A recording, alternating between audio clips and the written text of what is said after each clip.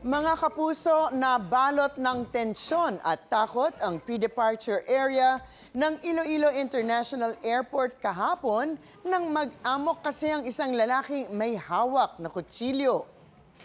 Sa video, makikitang naglakad palapit sa pulis ang lalaking nakaitim na damit, saka bumaling at tila hinabol ang isa pang pulis hanggang umalingaw-ngaw ang isang putok ng baril.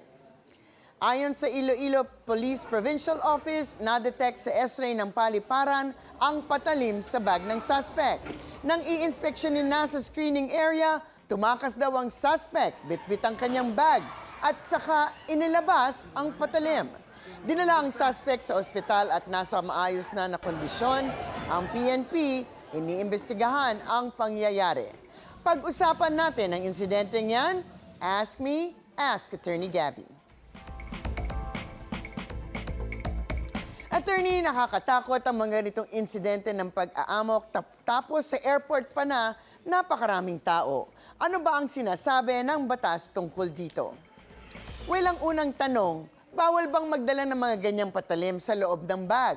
Sa mga sasakay ng eroplano, almost universal ang pagbabawal ng ganito, kaya't kahit anong airport ay talagang may security check at kinukumpista ang mga possible weapons, lalo na nga nung pagkatapos ng 9/11, talagang sobrang nagigpit.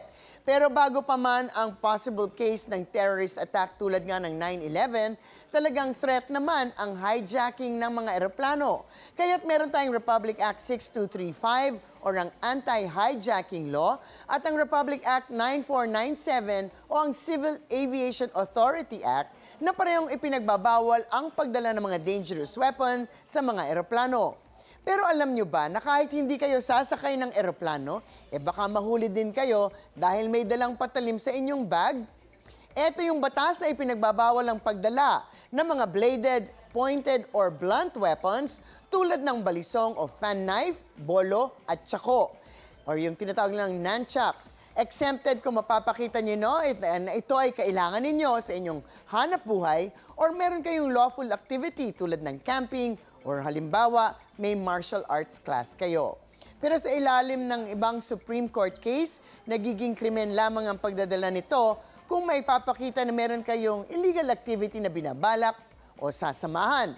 Kaya't kung maipakita ng prosecution na meron kayong sasalihan o may gagawing gulo, kaya meron kayong dalang patalim, maaari kayong mabilanggo ng hanggang 1 taon for carrying an illegal weapon.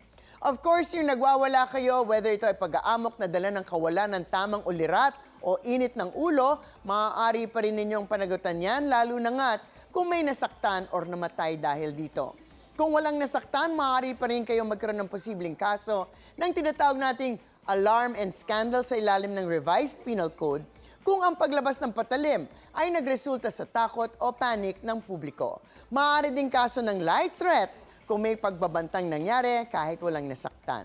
Of course, kailangan pa rin i-check ang inyong mga lokal na ordinansa kung merong pagbabawal ukol sa pagdadala ng mga patalim at iba pang mga dangerous weapon na maaaring applicable sa inyo, depende kung nasaan po kayo.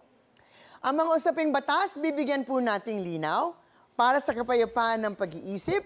Huwag magdalawang isip. Ask me, ask Attorney Gabby. Ikaw, hindi ka pa nakasubscribe sa GMA Public Affairs YouTube channel? Bakit? Mag-subscribe ka na, dali na, para laging una ka sa mga latest kwento at balita. I-follow mo na rin ang official social media pages ng Unang Hirit. Salamat, Kapuso.